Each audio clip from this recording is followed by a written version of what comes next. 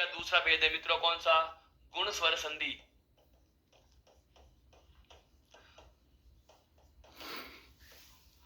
दूसरा प्रकार आता है कौन सा? गुण स्वर संधि। बात करें हम दीर्घ स्वर संधि में क्या पढ़ा?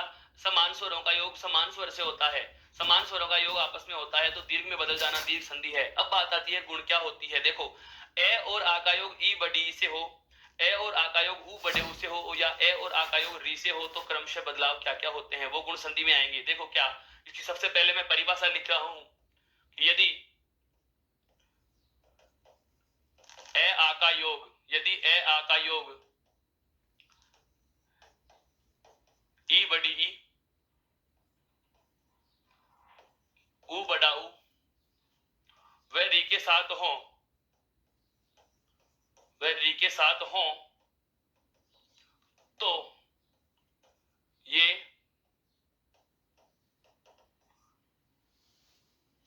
क्रमशः, तो ये क्रमशः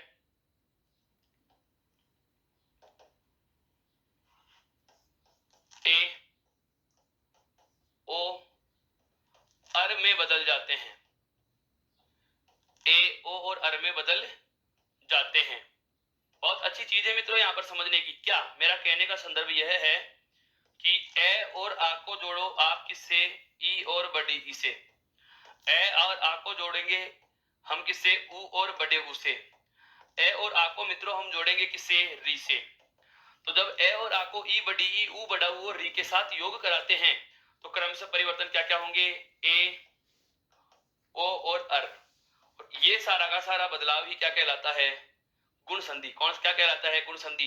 तो जिस प्रकार से हमने दीर्घ संधि में 3 प्रकार के पैटर्न पढ़े हैं, कौन कौन से? ए आ के साथ ए आ का, बिल्कुल बिल्कुल, ई बड़ी के साथ में ई बड़ी का और ऊ बड़े के साथ में ऊ बड़े का। ठीक उसी प्रकार से यहाँ पर भी क्या होगा? ए आ के साथ में ई बड़ी का एक फॉर्मेट है, ए आ के साथ में ऊ बड़े का दूसरा फॉर्मेट है, और ए आ के साथ में री के योग का तीसरा फॉर्मेट है। तो सबसे पहला आरंभ करते हैं क्या? ए और आ के साथ में योग किसका हो? ई और बड़ी का। ए आ के साथ में योग किसका करना है? ई और बड़ी का। ए या आ प्लस ए या आ प्लस ई या बड़ी ई। ए और आ के साथ में योग किसका हो? ई और बड़ी ई का। तो परिणाम क्या आएगा? ए। परिणाम क्या आएगा मित्रों? ए आएगा। अब ये परिणाम ए आता है, इसके उदाहरणों की हम बात करें। जैसे शब्द है रमेश, जैसे शब्द है सुरेश। पहचान की बात करें, हाँ बिल्कुल बिल्कुल आपका सोचना सही है, मैं समझ गया आपकी बात। आपके जहन में वो बात आ रही है कि सर गुण संधि को कैसे पहचाने। जैसे दीर्घ संधि में तो आ की मात्रा में से, बड़ी की मात्रा में से और बड़े ऊ की मात्रा में से कोई शब्द को यदि हम विच्छेद कर रहे हैं तो हमेशा वहां पर संधि कौन सी होगी? दीर्घ। लेकिन गुण संधि की पहचान क्या होगी? तो गुण संधि की पहचान बहुत सरल है। बना क्या रहे हैं? ए ओ और अर। तो या तो आपको ए की मात्रा शब्द में मिलेगी, वहां से टूटेगा, या फिर ओ की मात्रा मिलेगी, वहां से टूटेगा, या फिर रेप में रे लगा हुआ मिलेगा। रेप का रे तो जानते हैं मित्रों, जो आज ही ज्वाइन करे उनको बता देता हूँ। रेप में रे होता है, लाइन के ऊपर लगा होता है ना, परू में कर्म, ये रे जो होता है, ये आधा रे होता है, ये रेप का रे कहलाता है। रेप वर्ण में रे मिल जाए और उसी शब्द को आप वहीं से तोड़ डालो या तोड़ने की कोशिश करो तो वो वाले कौन सी संधि में गिने जाएंगे? सारे के सारे शब्द बिल्कुल बिल्कुल गुण संधि में गिने जाएंगे। देखो जैसे सुरेश है, रमेश है, महेश है, दिनेश है, गणेश है, द्वारकेश है, बिल्कुल बिल्कुल लोकेश है। तो ये एक जो लगा हुआ है गुण स्वर ए, यहीं से इनका विच्छेद हो रहा है। जैसे हम बात करें द्वारकेश शब्द का, अच्छा विच्छेद होता है इसका। द्वारकेश, सबसे पहली बात तो इसका संधि विच्छेद आपको देखना है। मैं इसके 2-3 विकल्प लिख रहा हूं, समझना। द्वारकेश शब्द का सही संधि विच्छेद होगा द्वारिका योग ईश। ये तालव्य से है मित्रों, द्वारिका प्लस ईश। फिर अगला विकल्प लिख रहा हूं द्वारका प्लस ईश। फिर अगला विकल्प लिख रहा हूं द्वारिका प्लस ईश। और फिर अगला विकल्प लिख रहा हूं द्वारका प्लस ईश। बताएं मित्रों विकल्प कौन सा सही होगा? सही विकल्प का चयन करें, प्रश्न है मेरा। द्वारकेश शब्द का सही संधि विच्छेद क्या है? चुने।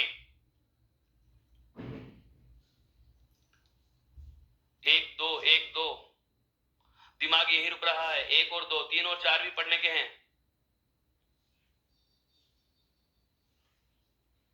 बिल्कुल मित्रों, हाँ, जैसे इसमें ये ईस वाली गलती पकड़ना उसका उद्देश्य नहीं होता, मैं बता देता हूं, क्योंकि हमारे प्रचलन में द्वारका नहीं बोलते, द्वारिका बोलते हैं।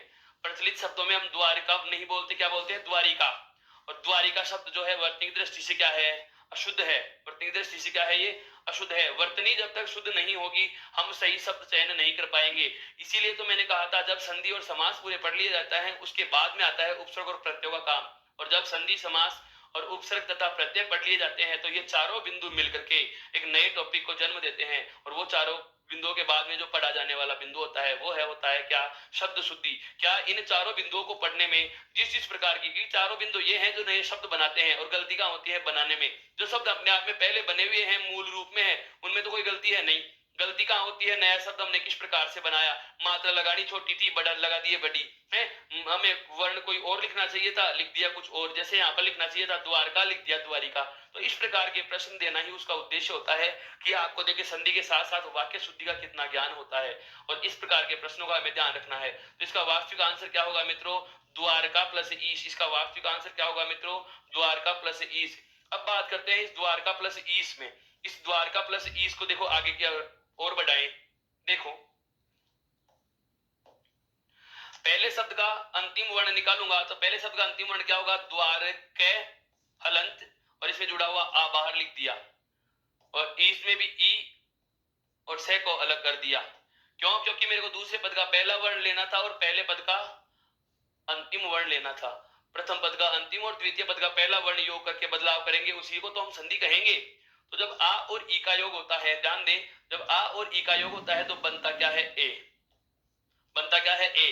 इधर क्या लिखा हुआ है? द्वारका या द्वारक, द्वारक के आ और ई के योग से ए, और अंतिम में क्या है? शे। सबको जोड़ेंगे तो द्वा का तो द्वा, रे का रे, और कै पे मात्रा किसकी आएगी? एक की। कै पे किसकी मात्रा आएगी? एक की। और आगे क्या लिखा हुआ है? से। अर्थात हमारा जवाब क्या हो जाएगा? द्वारकेश। क्या बन जाएगा?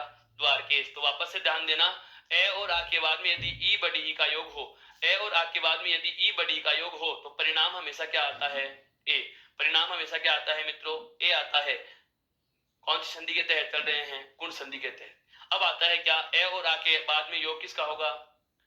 उ और बड़े उ का। दूसरा फॉर्मेट, ए या आ के साथ हमें योग किसका करना है? उ और बड़े उ का। परिणाम क्या आएगा मित्रों? ओ।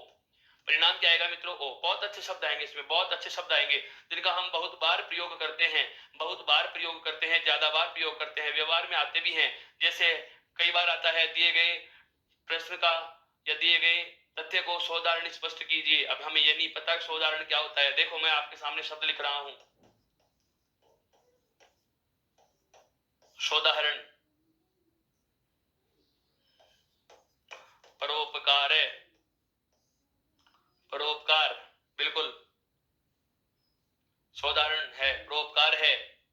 हाँ, नहीं सरोज नहीं आता है। जैसे अब इसमें लिख दिया जाए सरोज, ये विसर्ग संधि का उदाहरण होगा मित्रों। ये कौन सी संधि का उदाहरण होगा? विसर्ग संधि का। क्यों होगा? सदैव ओ की मात्रा में से अविच्छेद। हालांकि यह शब्द टूटता ओ की मात्रा में से ही है, लेकिन ओ की मात्रा में से टूटना भी चाहिए। और उसकी दूसरी विशेषता यह भी है कि जिस शब्द को आप ओ की मात्रा में से तोड़ रहे हो उसमें पहले पद के अंतिम वर्ण के रूप में तो ए या आ में से कुछ होना चाहिए, ए या आ में से कुछ होना चाहिए। और दूसरे पद के पहले वर्ण में क्या होना चाहिए? उ या बड़ा उ। जैसे सोदाहरण का विच्छेद करा जाए तो क्या होता है? से प्लस उदाहरण। क्या होता है? से प्लस उदाहरण। यहां पर तो देखो से में क्या जुड़ा हुआ है? ए, और दूसरे पद का पहला वर्ण क्या आ रहा है? उ। यहां पर भी देखो पर, और उसके बाद में क्या है? उपकार। पर प्लस उपकार। खूब सारे उदाहरण ले सकते हो। जैसे मान लो मैंने लिखा सूर्योदय, जैसे मैंने लिख दिया सूर्योदय, तो सूर्य का क्या होगा? सूर्योदय का सूर्य प्लस उदय, सूर्य प्लस उदय। हमें पता चल रहा है कि प्रथम पद का अंतिम वर्ण क्या आ रहा है? ए या आ में से कोई एक, और दूसरे पद का पहला वर्ण क्या आ रहा है? उ या बड़ा उ। अब ये सरोज प्रकार का शब्द दे देगा हमें। परीक्षा में पेपर बनाने वाला हमें भ्रमित ऐसे ही तो करता है, दिए गए शब्दों में गुण संधि का उदाहरण नहीं है, दिए गए शब्दों में गुण संधि का उदाहरण नहीं है। विकल्प दे रहा हूं, सुन लो। सोदाहरण, परोपकार, सरोज, उपरोक्त में से कोई नहीं। दिए गए शब्दों में गुण संधि का उदाहरण नहीं है। बिल्कुल करते हैं, शोधन में ओ की मात्रा आ रही है, परोपकार में ओ की मात्रा आ रही है और सरोज में भी ओ की मात्रा। इसका मतलब ये तो तीनों हैं। हम चौथा विकल्प करेंगे, क्या उपरोक्त में से कोई सा नहीं होएगा? नन ऑफ दीज, अर्थात उपरोक्त तीनों विकल्प सही हैं, तीनों विकल्पों में से किसी को भी नहीं चुनना, नन ऑफ दीज, यही तो लिखेंगे। पर बात आ जाती है, ध्यान रखना, सरोज शब्द का संधि विच्छेद होता है सरह प्लस जय। सरह का मतलब तालाब, जय का मतलब जन्म लेने वाला, तालाब में जन्म लेने वाला, अर्थात कमल। कमल का पर्यायवाची क्या आता है? सरोज। मित्रों ध्यान रखना है इन चीजों का, बहुत माइनर तथ्य हैं ये वाले। तो आ जाते हैं हम हमारे और उदाहरणों पे। जैसे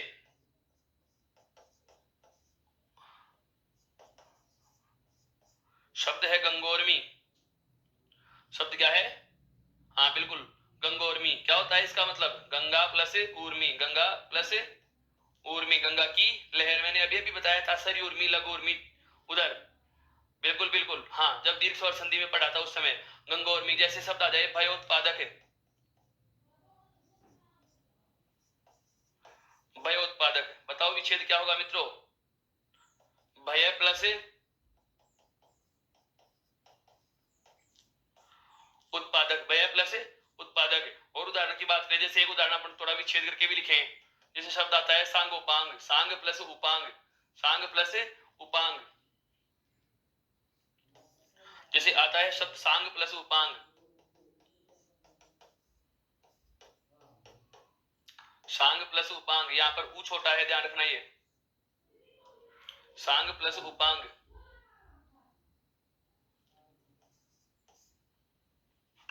लिखना चाहें तो ऐसे लिख सकते हैं, प्रथम पद का अंतिम वर्ण बाहर निकालेंगे तो ये हो जाएगा सा, और के हल अंत करेंगे तो यहाँ पर निकलेगा ए, और दूसरे पद का पहला वर्ण ऊ और उसके बाद में क्या लिखा हुआ है? पांग।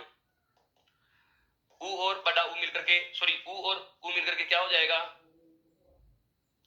ए, और ऊ मिलकर के क्या हो जाएगा? ओ। ए और ऊ का योग होगा तो क्या बनेगा? गुण संधि में ओ। इधर क्या बचा पड़ा है? सांग।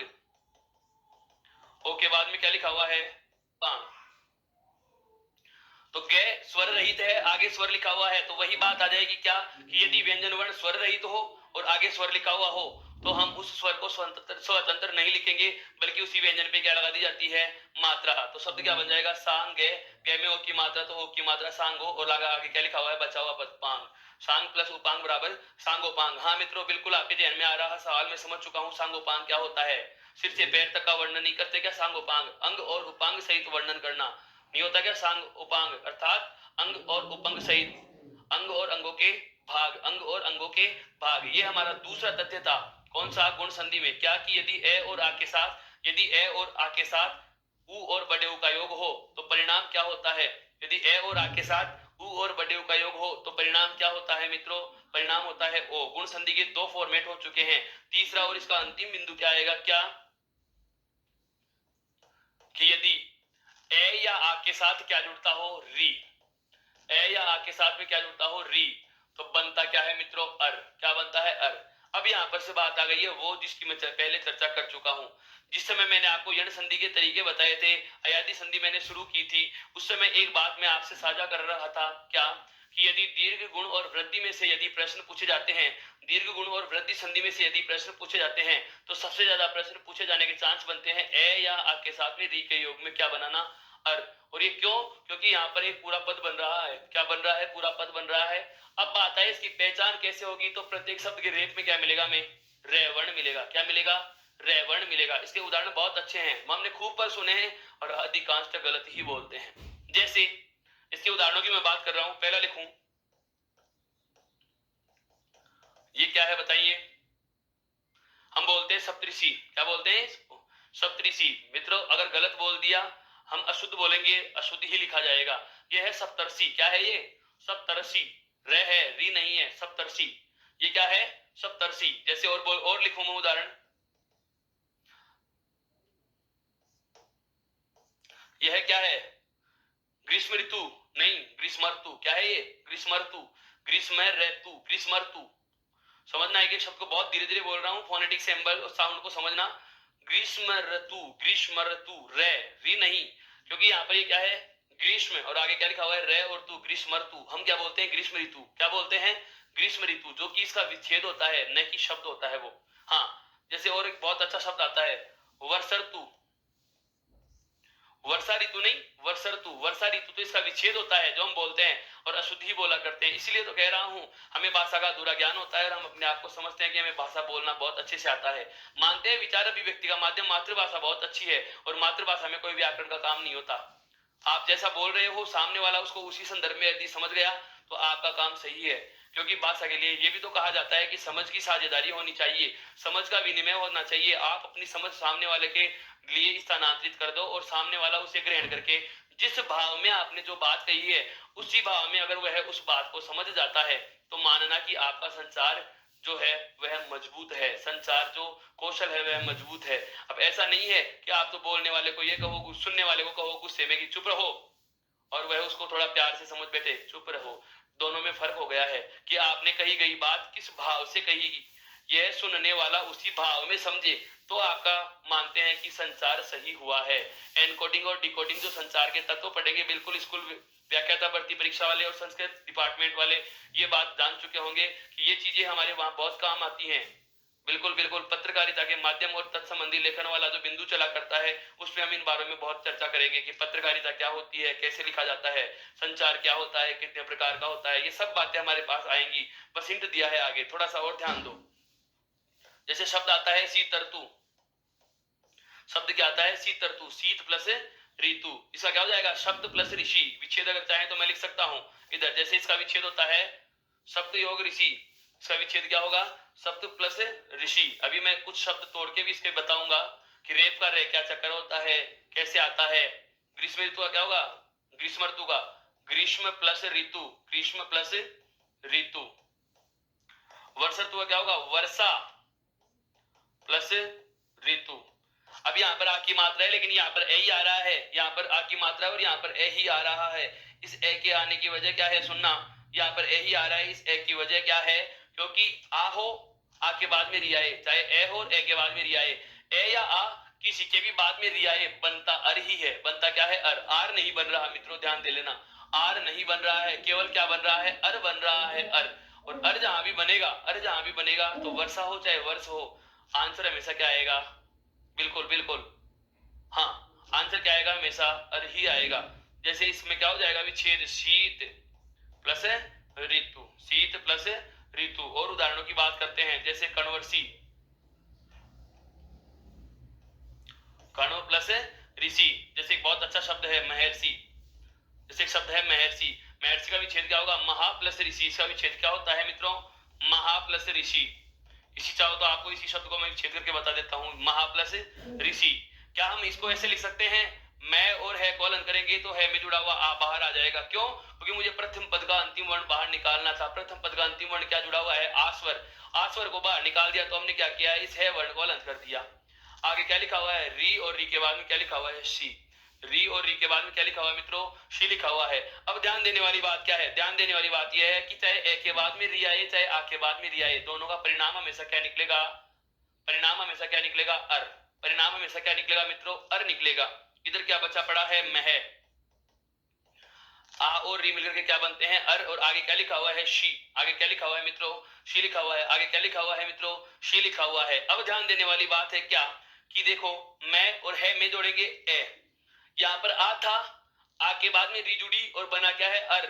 यहाँ पर आर नहीं बना है अर बना है, आर नहीं बना है अर बना है। मैं बार बार बोल रहा हूं, आर कब बनता, जब यहाँ पर री दीर्घ होता। ये आता है, संस्कृत में पढ़ा भी करते हैं हम, अपवाद में भी आते हैं ऐसे शब्द, जब आएंगे तब उनके बारे में और बातें करेंगे। तो चाहे ए हो चाहे आ हो, ए या आ के बाद में यदि री जुड़ रहा है तो आ के स्थान पर भी क्या हो जाता है ए, और यण संधि में री के स्थान पर क्या पढ़ा है हमने, यण संधि में री के स्थान पर क्या बना रे बनता है, यण संधि में री के स्थान पर क्या बनता है रे, अर्थात यहाँ पर क्या बन जाएगा अर, यहाँ पर क्या बन जाएगा अर। इधर क्या बचा पड़ा है मह, है में ए जोड़ेंगे तो है पूरा, है में ए जुड़ा तो है पूरा हो जाएगा। देखो ये है में क्या जोड़ा है हमने ए, ये है में क्या जोड़ लिया ए, अर्थात इन दोनों वर्णों को हम जोड़ेंगे तो ये है पूरा हो गया, अर्थात है का तो हलंत हट गया। लेकिन एक बात आप मुझे बताओ, ये है रे आधा है या पूरा आधा, क्योंकि इस रे के नीचे हलंत लगा हुआ है, ये रहा, री का क्या बनता है रे। मैंने आपको बताया भी था, संधि कोई सी भी हो यदि बनने वाला व्यंजन होता है तो व्यंजन सदैव कैसा होगा आधा, व्यंजन सदैव कैसा होगा आधा होगा। और यहाँ पर भी ये रे क्या है आधा। आगे हमें पता भी है कि इसको स्वर नहीं मिल रहा, क्योंकि आगे वाला वर्ण क्या है व्यंजन है, मूर्धन्य सकार, या षटकोण वाला से लिखा हुआ है तो रे आधा का आधा ही रह जाएगा, और ये सदैव आधा रे कहाँ लिखा जाता है, रेत में, अर्थात ये सी और इसके रेत में रे लिख देंगे तो ये शब्द क्या बन जाएगा, महर्षि। क्या बन जाएगा, महर्षि। मित्रों इस चीज का हमें बहुत ध्यान रखना है अच्छे से। महा प्लस ऋषि बराबर क्या होता है, महर्षि। महा प्लस ऋषि बराबर क्या होता है, महर्षि। इसी प्रकार के और उदाहरण लेना चाहें तो जैसे आता है उत्तमर्ण, महर्ण, उत्तम प्लस ऋण, महा प्लस ऋण, महा प्लस ऋण, उत्तम प्लस ऋण। इस प्रकार के शब्दों का भी आपको ध्यान रखना है। मैं बार बार कह रहा हूं, यदि गुण संधि में से प्रश्न पूछा जाता है, यदि गुण संधि में से प्रश्न पूछा जाता है तो केवल और केवल जिस प्रश्न के पूछे जाने के चांस बनते हैं मित्रों, ये वही प्रश्न में से एक है, गुण संधि। यानी कि ए और आ के योग का अन्य स्वरों के साथ में यदि पैटर्न का प्रश्न उठाता है तो सबसे ज्यादा प्रश्न इसमें से ही पूछते हैं। क्यों, क्योंकि यहाँ पर ये रेफ का रे आता है और रेफ का रे आते ही हम विसर्ग संधि में चले जाते हैं, क्योंकि विसर्ग संधि में एक योग पढ़ते हैं, जैसे मैंने लिखा दुर्बुद्धि। अब यहाँ पर भी रेप में रे लिखा हुआ है और ये रेप का रे विकार में होकर के आता है, क्योंकि इसका विच्छेद होता है दुह प्लस बुद्धि, दुह प्लस बुद्धि। हमें पता रहता है कि दुर प्लस बुद्धि, बुद्धि तो इसमें मूल शब्द है, ये रेप का रे आ रहा है तो हो ना हो कहीं ना कहीं ये है गुण संधि में चला जाए, क्योंकि रेप का रे कहाँ कहाँ आता है मैं बता रहा हूं इन चीजों पर। जब अपन विसर्ग संधि की बात करेंगे तो इसके बारे में मैं और चर्चा करूंगा, लेकिन वही वाली बात, रेप का रे आ तो गया, मान लिया कि रेप का रे है, लेकिन रेप का रे आने के साथ साथ ये स्थिति भी तो आनी चाहिए क्या, कि पहले पद का अंतिम वर्ण ए या आ होना चाहिए। और मित्रों यहाँ पर पहले पद का अंतिम वर्ण तो विसर्ग है, और विसर्ग से पहले कौन सा स्वर है, उ, ए या आ नहीं है। ये चीज ध्यान रखनी है हमें। दूसरी बात, यहाँ पर री होना चाहिए, बताओ री है क्या, नहीं है। तो शब्द की स्थिति एक जैसी है लेकिन शब्द का विच्छेद एक जैसा नहीं हो रहा, और विच्छेद की शर्तें भी समान नहीं है। अतः हम कह सकते हैं कि दुर्बुद्धि इस संदर्भ में या इस संधि के अंतर्गत नहीं शामिल होगा।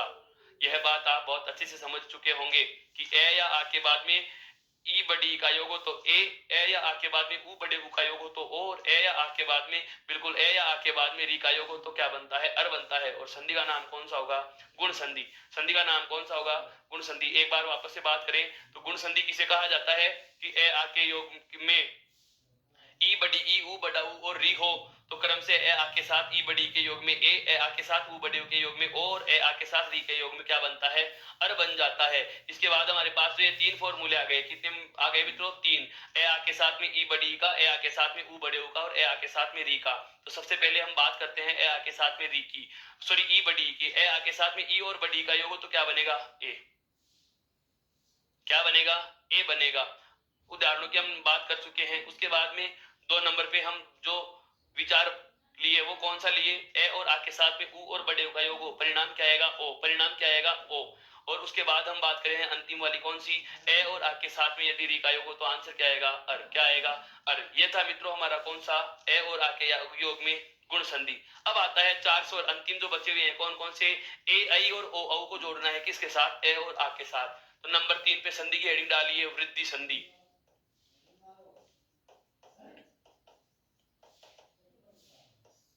संधि कौन सी है, वृद्धि। संधि कौन सी है मित्रों, वृद्धि संधि है। वृद्धि संधि क्या कहती है उसकी बात करते हैं। देखिए सबसे पहले आती है परिभाषा की बात। तो वृद्धि संधि क्या होती है कि यदि ए आ के साथ, यदि ए आ के साथ ए आई व ओ औ का योग हो, यदि ए आ के साथ ए आई व ओ औ का योग हो, ओ औ का योग हो तो ये क्रमशः आई तथा औ में बदल जाते हैं, आई तथा औ में बदल जाते हैं। ये पूरी परिभाषा मैं इसलिए लिख रहा हूं ताकि आपको टेलीग्राम के थ्रू जो बोर्ड की पीडीएफ मिलने वाली है या बोर्ड की जो स्क्रीनशॉट मिलने वाली है उसमें ये सब चीजें आपको प्रोवाइड हो सके। बिल्कुल बहुत अच्छे से समझना इन चीज को, कोई भी तथ्य में अछूता नहीं छोड़ रहा, हर पहलू पर बहुत बारीकी से बात कर रहे हैं हम लोग। ध्यान दो यहाँ पर क्या लिखा हमने, परिभाषा को कैसे लिखा है, क्या कि यदि ए या आ के साथ योग किसका हो, ए या आई का, एक।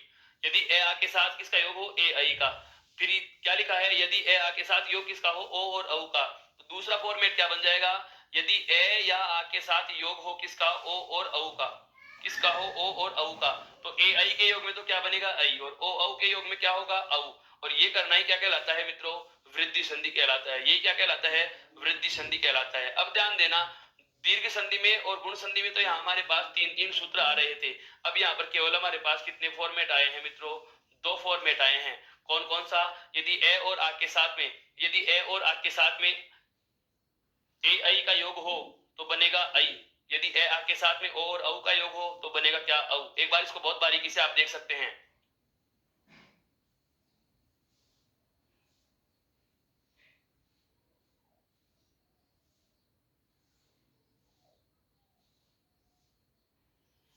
बिल्कुल आगे बढ़ते हैं मित्रों। अब ध्यान दें, हमारे पास दोनों प्रारूप आ चुके हैं। दो प्रारूप में पहला ले रहे हैं, कौन सा,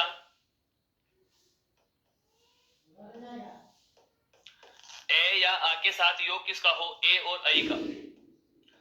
जवाब क्या आएगा, हमेशा आई। जवाब क्या आएगा मित्रों, आई आएगा। जैसे मैं शब्द लिखूं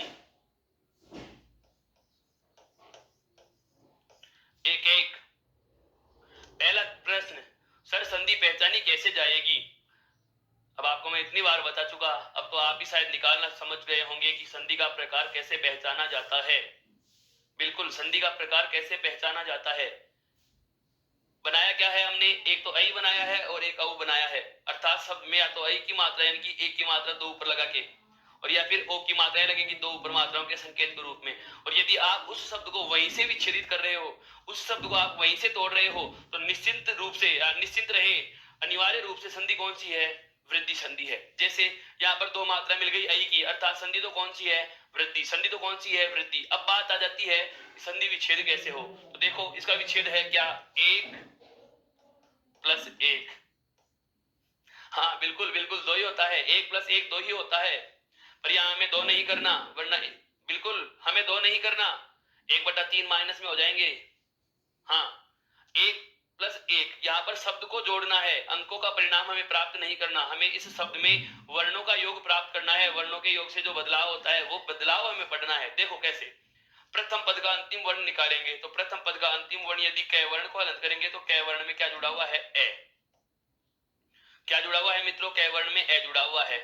और दूसरा पद जो है उसका पहला वर्ण क्या है, ए, और ए के बाद में क्या लिखा हुआ है, कै। अर्थात प्रथम पद का अंतिम वर्ण और दूसरे पद का पहला वर्ण, प्रथम पद का अंतिम और दूसरे पद का पहला वर्ण यदि योग करेंगे तो परिणाम हमेशा क्या आएगा। तो सूत्र की बात करें तो ए के बाद में ए आए तो आंसर हमेशा क्या आता है, आई आता है। क्या आता है, आई। अर्थात इन दोनों के स्थान पर क्या लिखा जाएगा, आई लिखा जाएगा। इन दोनों के स्थान पर क्या लिखा जाएगा दोस्तों, आई लिखा जाएगा। इधर क्या बचा पड़ा है, ए और कै हलंत, ए और ई के योग में बनेगा क्या, आई, और लास्ट में क्या लिखा हुआ है, कै। सबको जोड़ना आरंभ करेंगे, सबको जोड़ना आरंभ करेंगे तो देखो ए का तो ए, कै स्वर रहित है लेकिन आई स्वर है तो मात्रा लगाएंगे। आई की मात्रा कैसे लगाई जाती है, दो मात्राएं ऊपर, तो कै के ऊपर दो मात्राएं लगा दिए। लास्ट में क्या बचा हुआ है, कै, अर्थात एक एक का एक एक लिख दिया जाएगा। और उदाहरणों की बात करते हैं, बिल्कुल, और उदाहरणों की बात करें, जैसे शब्द आता है महेश्वरीय, बहुत अच्छा शब्द है, बिल्कुल बिल्कुल। ये उसी प्रकार का शब्द है जिसमें एक ही प्रश्न में दो बिंदुओं को समाहित किया जा सकता है। बिल्कुल बिल्कुल, देखो कैसे इसका संधि विच्छेद होता है मित्रों, महा प्लस ऐश्वर्य, महा प्लस ऐश्वर्य। जब हम प्रत्यय पढ़ेंगे तो उस समय मैं आपको एक बिंदु पढ़ाऊंगा विशेष प्रत्यय का। प्रत्यय के जो दो प्रकार होते हैं, कृत और तदित प्रत्यय, वो तो है ही है, लेकिन वहां से प्रश्न पूछे जाने के चांस सबसे कम होते हैं। इन प्रत्ययों के अलावा एक अन्य बिंदु और पढ़ेंगे, अर्थात विशेष प्रत्यय के नाम से मैं आपको 8 प्रत्यय ऐसे बताऊंगा जिन्हें आप अपवाद के प्रत्यय भी कह सकते हो या विशेष प्रत्यय भी कह सकते हैं। उन विशेष प्रत्ययों में एक प्रत्यय आता है ये, कौन सा प्रत्यय आता है, ये। और ये प्रत्यय जहां भी जुड़ जाता है या जहां भी जुड़ता है, जिस शब्द में जुड़ता है, तो उस शब्द के प्रथम वर्ण में तो बदलाव होंगे ही होंगे। इसके अलावा इस ये से ठीक पहले जो वर्ण होता है वह भी आधा हो जाएगा। मैं बता रहा हूं, इस ऐश्वर्य में आपको पूछा जा सकता है मूल शब्द क्या है। क्या पूछा जा सकता है, मूल शब्द क्या है, देखो। या इसमें पूछा जा सकता है दिए गए शब्द में प्रत्यय अलग कीजिए। तो इसमें देखो ईश्वर शब्द है, क्या है, ईश्वर। और ईश्वर में क्या जुड़ा हुआ है, ये। ईश्वर में क्या जुड़ा हुआ है, ये। वो विशेष प्रत्ययों का नियम क्या कह रहा है कि ये हो, ए हो, आ हो, जो 8 के 8 प्रत्यय हैं किसी भी शब्द में जुड़ते हो तो मूल शब्द का प्रथम वर्ण यदि छोटी ई या बड़ी ई या गुण स्वर ए हो तो इन तीनों में से जो भी होगा उसके स्थान पर क्या लिखा जाएगा, आई लिखा जाएगा। क्या लिखा जाएगा मित्रों, आई लिखा जाएगा। अब आई यहाँ पर लिखा जाएगा तो देखिए यहाँ पर क्या है, बड़ी ई, तो बड़ी के स्थान पर क्या लिखा जाएगा, आई। उसके बाद से का से, उसके बाद वे का वे, और ये प्रत्यय जहां भी जुड़ता है उसके ठीक पहले वाला वर्ण क्या हो जाता है, आधा, अर्थात रे क्या हो जाएगा, आधा। तो कहां लिखेंगे, रेप में। ईश्वर प्लस ये बराबर ऐश्वर्य। जैसे और उदाहरण बताऊं, इसी प्रकार का एक अपवाद का प्रत्यय आता है इक। इक प्रत्यय जहां भी जुड़ता है वहां पर भी इस ई के स्थान पर क्या बन जाता है, आई। जैसे दोस्तों आपने पढ़ा होगा कभी कि इतिहास जो शब्द होता है, इतिहास, इस इतिहास में इक प्रत्यय जोड़े तो इक प्रत्यय जोड़ने पर से में इसी को होना चाहिए, अर्थात इस शब्द का जो शब्द परिवर्तन या परिणाम जो आ रहा है वह यही तो आना चाहिए था, ऐतिहासिक है। लेकिन इसका ऐतिहासिक परिवर्तन नहीं आता, हम क्या लिखते हैं, ऐतिहासिक। क्या लिखते हैं, ऐतिहासिक। तो दोस्तों आप जरा दिमाग लगाएं कि से में ही जुड़ करके तो आपने सी बना लिया, लेकिन ये ई की जगह आई क्यों लिखा, ये ई की जगह आई बनना ही क्या है, विशेष तथ्य है। ये क्या है, विशेष तथ्य है। कुछ एक प्रत्यय हैं जो आपको मैं बता देना चाहूंगा, आपके दिमाग में यदि आ रहे हो या रुक जाएं जब तक हम प्रत्यय पढ़े तब तक, तो याद रखना, ए, ई, बड़ी ई, ये, इक, एय, अयन और आयन, ये प्रत्यय हैं जो अपवाद के प्रत्यय या विशेष प्रत्यय कहलाते हैं। ये प्रत्यय किसी भी शब्द में यदि जोड़ेंगे तो उस शब्द का, मूल शब्द का जो पहला वर्ण है, यदि ए या आ होगा तो ए के स्थान पर भी आ बन जाता है। छोटा ऊ या बड़ा ऊ या गुण स्वर ओ हो तो इन तीनों के स्थान पर वृद्धि वाला औ बन जाता है। क्या बन जाता है, औ बन जाता है। अभी एक उदाहरण और दूंगा उसका, औ बन जाएगा, ऊ की जगह क्या बन जाएगा, औ बन जाएगा। इन विशेष प्रत्ययों की वजह से ही बनेगा। और यदि बिल्कुल बिल्कुल मूल शब्द का पहला वर्ण ई, बड़ी ई या ए हो तो इनके स्थान पर आई बन जाता है, और री हो तो उसके स्थान पर बन जाता है मित्रों आर। री हो तो उसके स्थान पर बन जाता है आर। उदाहरण की मैं बात कर रहा हूं, जैसे ये वाला शब्द हमें समझ में आ गया कि ऐश्वर्य का संधि विच्छेद क्या होगा, महा प्लस ऐश्वर्य। ऐश्वर्य का संधि विच्छेद क्या होगा, महा प्लस ऐश्वर्य होगा। इसका इधर मैं बराबर में इसका विच्छेद लिख देता हूं, महायोग ऐश्वर्य। इसका विच्छेद लिख देते हैं बराबर में, महायोग ऐश्वर्य, महायोग ऐश्वर्य,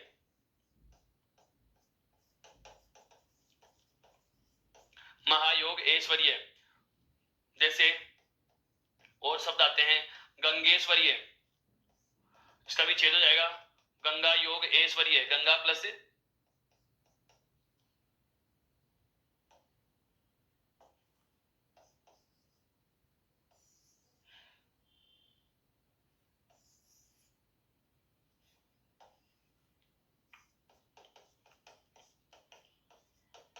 गंगा प्लस ऐश्वर्य। मित्रों इसमें भी वही है मूल शब्द, ईश्वर प्लस ये प्रत्यय जुड़ा हुआ है।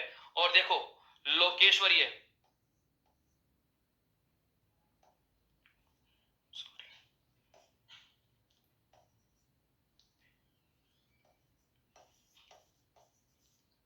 लोकेश्वर्य का क्या होगा, लोक प्लस ऐश्वर्य, लोक प्लस ऐश्वर्य। जो मैं बता रहा था ऊ और बड़े के उदाहरण में औ वाला, जैसे एक उदाहरण देता हूं आपको, शब्द आता है प्रौद्योगिक।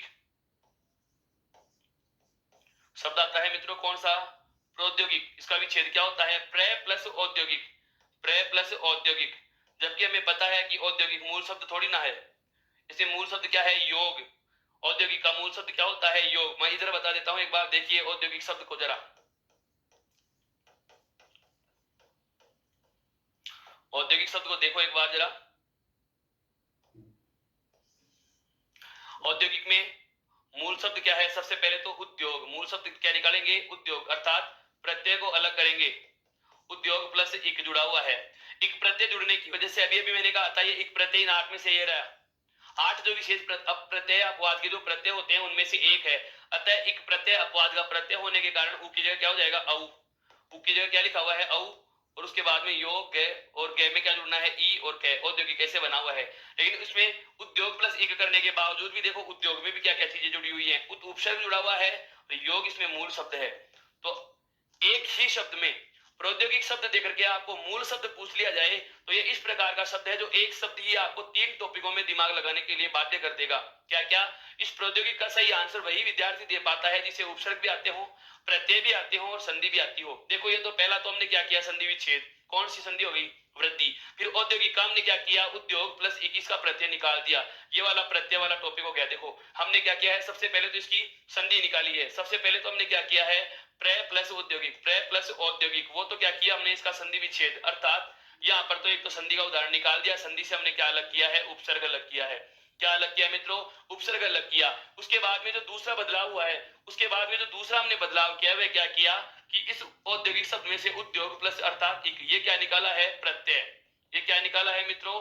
प्रत्यय निकाला है। ये क्या निकाला है? प्रत्यय निकाला है। तद्धित प्रत्यय हमने अलग कर दिया। मूल शब्द हमारे पास क्या आ गया? उद्योग। फिर हमें पता चला कि उद्योग में भी उपसर्ग है, और उपसर्ग कौन सा है? उपसर्ग भी कौन सा है मित्रों? उपसर्ग है।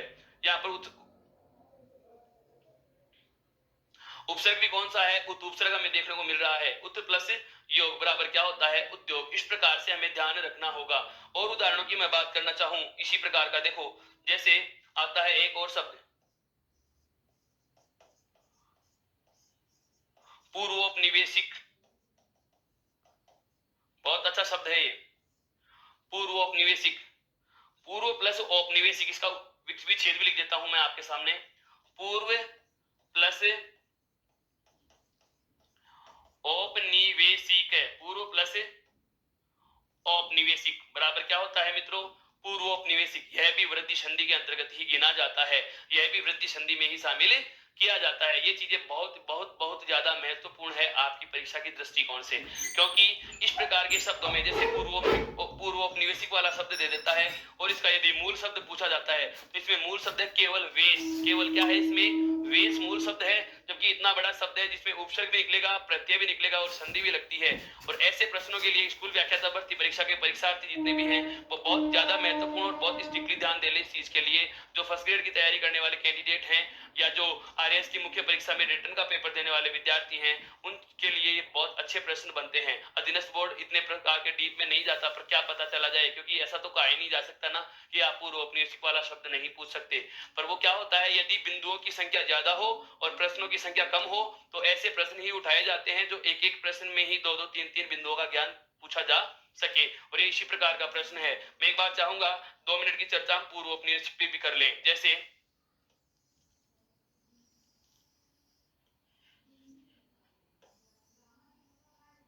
देखो शब्द है क्या? पूर्वोपनिवेशिक।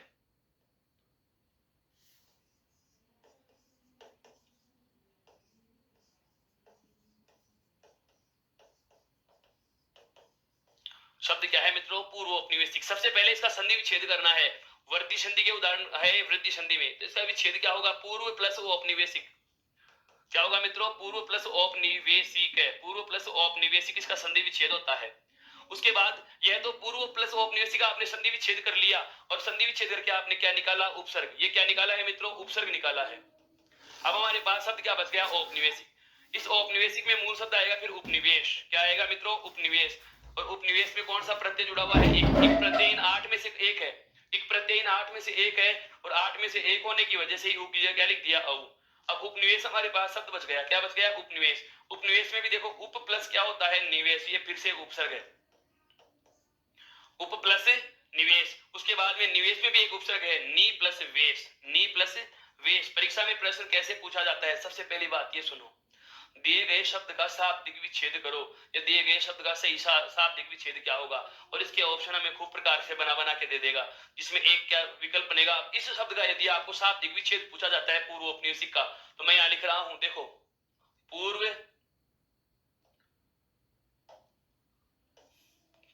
प्लस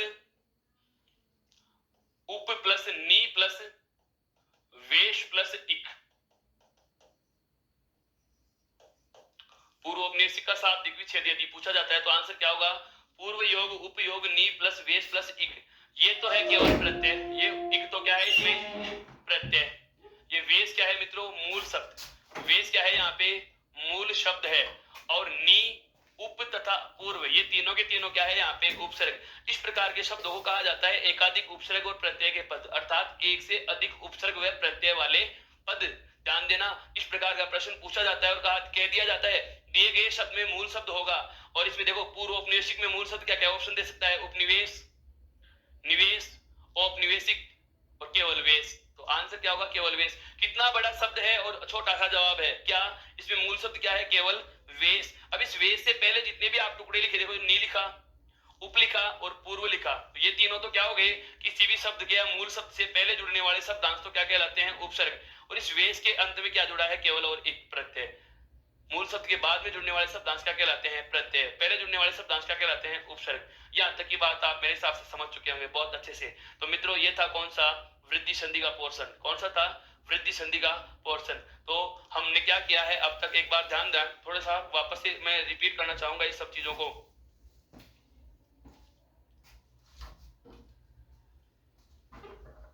वृद्धि संधि परिभाषा क्या होती है वृद्धि संधि की? कि यदि ए और आ के बाद में ए और आई का योग हो तो क्या बनेगा? आई बनेगा। क्या बनेगा मित्रों? आई बनेगा। यदि ए आ के बाद में ए आई का योग हो तो क्या बनता है? आई बनता है। और यदि ए आ के या बाद में ओ और औ का योग हो तो क्या बनता है? औ बनता है। ये कौन सी संधि में पढ़ रहे हैं हम? वृद्धि संधि में। उसके बाद में हमने क्या किया है? इसके दोनों प्रकार के उदाहरण लिए हैं। इसके दोनों प्रकार के उदाहरण लिए हैं। क्या क्या? कि यदि ए और आ के बाद में ई ए और आई हो तो क्या बनेगा? आई। क्या बनेगा? आई। और यदि ए और आ के बाद में क्या हो? ओ और औ हो तो क्या बनेगा? औ बनेगा। जैसे यहाँ पर एक एक में एक प्लस एक, तो यहाँ पर तो ए के साथ में क्या जुड़ा है? ए। यहाँ पर देखो आ के बाद में क्या जुड़ा है? आई। यहाँ पर आ के बाद में क्या जुड़ा है? आई। यहाँ पर ए के बाद में क्या जुड़ा है? आई। और यहाँ पर देखो ए के बाद में क्या जुड़ा है? औ। क्या जुड़ा है मित्रों? औ। और यहाँ पर भी ए के बाद में क्या जुड़ा है मित्रों? औ। इसके अलावा इसके और उदाहरण अगर हम बात करें, जैसे मैं इधर और उदाहरण लेना चाहूंगा इसके। बहुत अच्छा कंसेप्ट है वृद्धि संधि का, ध्यान दे लेना। दोनों तथ्यों को एक साथ शामिल करते हुए ले रहे हैं इस उदाहरणों को। ए और आ के साथ में ए आई हो तो आई बनेगा, ओ और औ हो तो औ बनेगा। जैसे मैं और उदाहरण दूं, आ जाए आपके सामने महौषधि।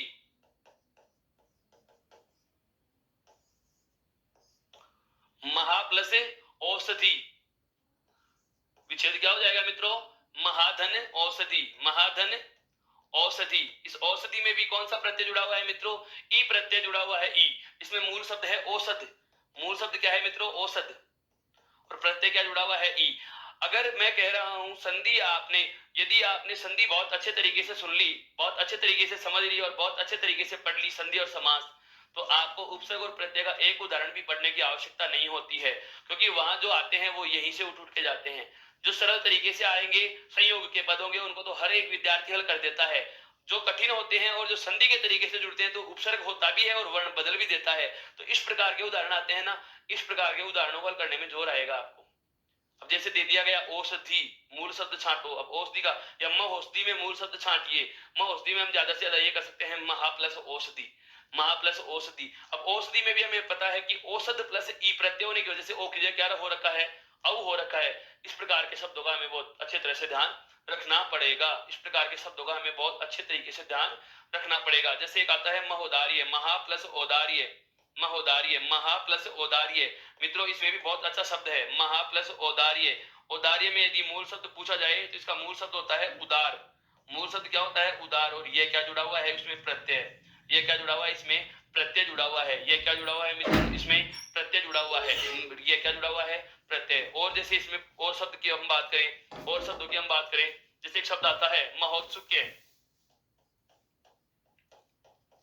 महोत्सुक्य। महोत्सुक्य का विच्छेद क्या होता है? महायोग औत्सुक्य। महायोग औत्सुक्य। मित्रों यहाँ भी ध्यान दे लेना, यहाँ भी एक विशेष प्रत्यय का उदाहरण है। यहाँ पे मूल शब्द है उत्सुक। यहाँ पर मूल शब्द क्या है मित्रों? उत्सुक। जब ये उपसर्ग और प्रत्यय पढ़ेंगे तब तो इन बारे में हम बहुत विस्तार से बात करने वाले हैं।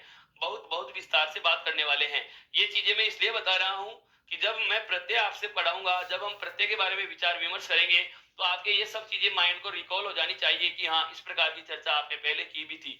क्यों? क्योंकि प्रत्यय और उपसर्ग में से यदि प्रश्न आता है तो ऐसा आता है जो हर कोई कर जाता है, और यदि फिर ऐसा आ गया जो बहुत कम लोग कर पाते हैं, और उनको जो करते हैं वो वही विद्यार्थी कर पाते हैं जिन्हें संधि और समास का ज्ञान होता है। क्यों? क्योंकि उपसर्ग और प्रत्यय में और कोई कठिन प्रश्न बनता भी नहीं है। मैं आपको एक बार भी यह नहीं कहूंगा कि आप 22 संस्कृत के उपसर्ग, 22 हिंदी के उपसर्ग ए आ अन प्र प्राप्री ऐसे याद करो। कभी नहीं पूछते, कभी नहीं पूछते। इस प्रकार से हम क्या करते हैं, उन उपसर्गों की लिस्ट बना बना करके, उनका ट्रिक बना बना करके उनको रटने की कोशिश करते हैं। उपसर्ग नहीं रटना, प्रत्यय नहीं रटना। मैं आपको उनकी कंसेप्ट समझाऊंगा। बिल्कुल बिल्कुल। हम क्या करते हैं, परिभाषा देखी और परिभाषा के ठीक बाद उदाहरणों पे चले जाते हैं।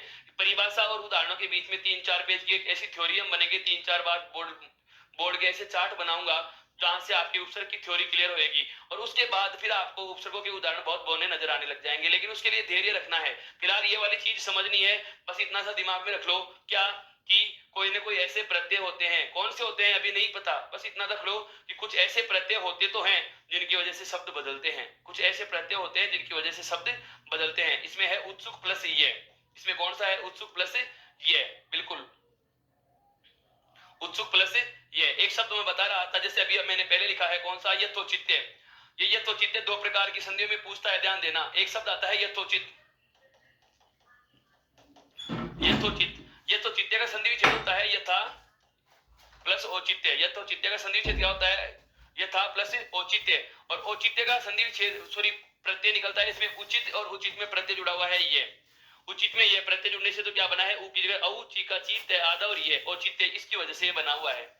अब ये यथोचित है, इसका संधि विच्छेद होता है यथा प्लस उचित, यथा प्लस उचित।